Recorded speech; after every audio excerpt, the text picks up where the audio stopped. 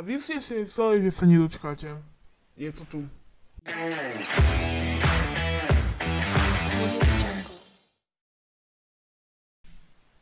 Dámy a páni, ja vás vítam pri takzvanej novej sérii, ak sa to tak dá povedať. Pred mesiacom som vydal videjko z Jasnej. Kto ste nevidel, tak sa chodte pozrieť. Približne pred mesiacom, no je to mesiac a niekoľko dní približne. Ale ja som povedal, že urobím aj také hodnotenie jasné, že ako to tam vlastne vyzeralo a čo ja na to hovorím. A je to tu videjko to, presne, na ktoré mnohí z vás určite netrpezlivo čakali, ale mnohí aj na to zabudli. Takže, poďme na hodnotenie hotelu SMP. No, možno si hovoríte, že ja už si ani nepamätám, čo tam bolo. No ja si veľmi dobre pamätám, čo a jak tam bolo.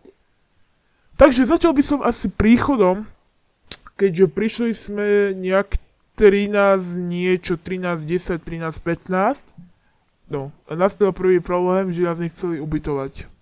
Hej. V každom inom soráckom hoteli nás chceli ubytovať, aj dokonca teraz, čo som bol v Trigáne, my sme prišli nejak okolo jednej, dokonca skôr hodinu skôr, ako sme mali, a nás bez problémov ubytovali. Podľa mňa záleží od toho, že aký recepčný je, alebo do akého soráckého hotela idete. Ja už som bol v mnohých soráckých hoteloch. Takže toto by som asi tak vytkol, že zamestnanec akože pristupoval tak, ako podľa predpisov asi.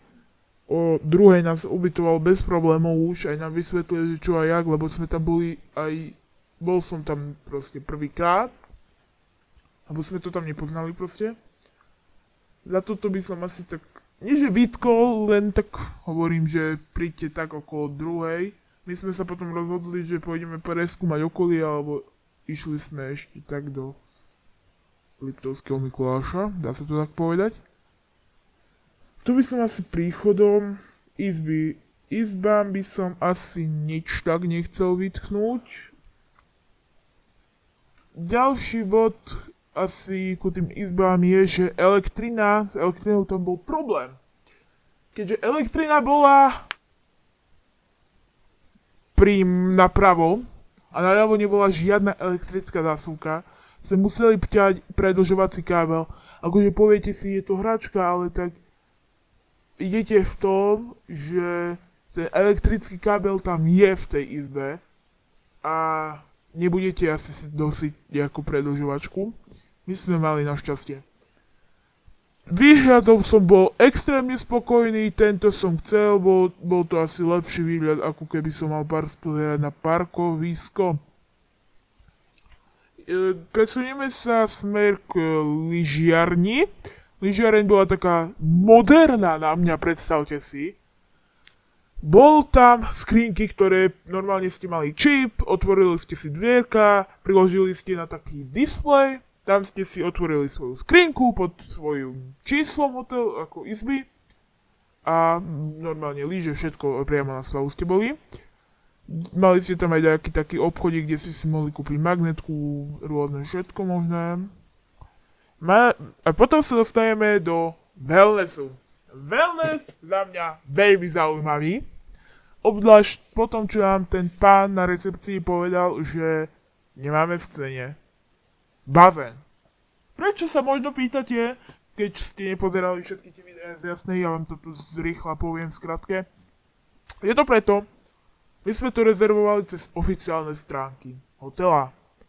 Ale čo nám nikde nemali napísané, alebo aspoň ja som to nikde nenašiel, bolo, že ste si tam mali zavolať.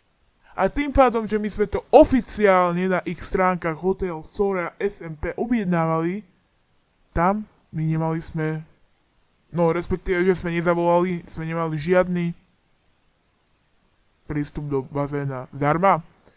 Hotelu Trigán už to tak nebolo a môžete sa tešiť, že tam bude rôzne špeciálne videjka vzniknú. Bazén bol taký priemerný, boli tam dokonca dve, jeden pre rodiny s deťmi, čo už tam som ani nebol, ja som sa ani tak veľmi nekúpal. A druhý bol taký väčší na plávanie mal okolo 29 až 41 stupňov, takže úplne pohodka. No poďme ďalej, hej, od bazéna. Keďže bazén už sme vykúpaní, nastal večer, ne? 6 hodín a ty si sa rozhodol, že si hladný. Čo urobíš? Neobjednáš si mekáč, ale pôjdeš na večeru, ktorú máš v cene, keďže sme mali polpenziu. Čo ešte neviete, čo je polpenzia raňajky večera. My sme sa rozhodli ísť na večeru, krásne, všetko bolo jedlo také priemerné, pekné. Chutné, to je dôležité. Pokiaľ jedlo nie je chutné, tak asi problém niekde nastal, nie som si istý. A to je vlastne jeden celý deň ukončený. Teraz som popísal jeden ešte raňajky. No, nastal ďalší deň. Raňajky 7 hodín ráno. Deti tam neduputali. Čož to ma prekvapilo, že deti nebehali po chodbe. Neviem, či my sme boli na nejakom špeciálnom poschodí, alebo neviem. Deti nebehali. Dobre, dajme tomu, že sme sa zobudili 7:30. Krásne raňajky nás čakali. Pečivo, džusik a čaj. S tým bol problém. Čaj jeden deň bol krásne lesná zmes a druhý deň nebol čaj lesná zmes. Bol totiž iba jeden a to bol pomaranč. No, viete si predstaviť, ako to dopadlo? Teraz to je asi čaj. Pomarančový džús asi ani nebol, bola iba čistá voda a grépový džús bol. Takže tak som si načapoval, čaj som chcel, lebo bola zima logicky, tak som vypil aj ten pomarančový čaj. Pečivo tam bolo, rohlíky, bagety, chleby, poznáte všetko. Syry, šunky, no proste klasicky švédske stoly boli, to je dobre podotknúť. Tu sa mi asi páči. Ale všetky hotely Sorea majú krásne švédske stoly. Potom máme tu zjazdovky, nebudeme hodnotiť. Prístup ku zjazdovkám z hotela SMP krásne. A viete, čo sme sa najviac bali? Nie, že nebude sneh, tak sme tam, no, sneh tam bol, ale že bude nám hučať lanovka pod oknom.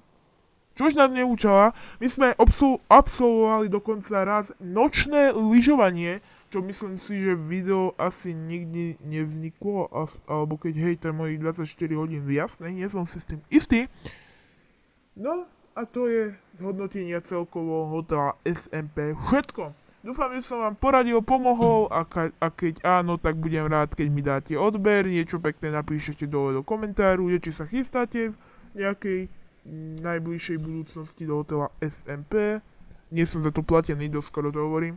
Ja sa s vami lúčim a majte sa krásne, vidíme sa zase niekedy inokedy. Zatiaľ, ahoj!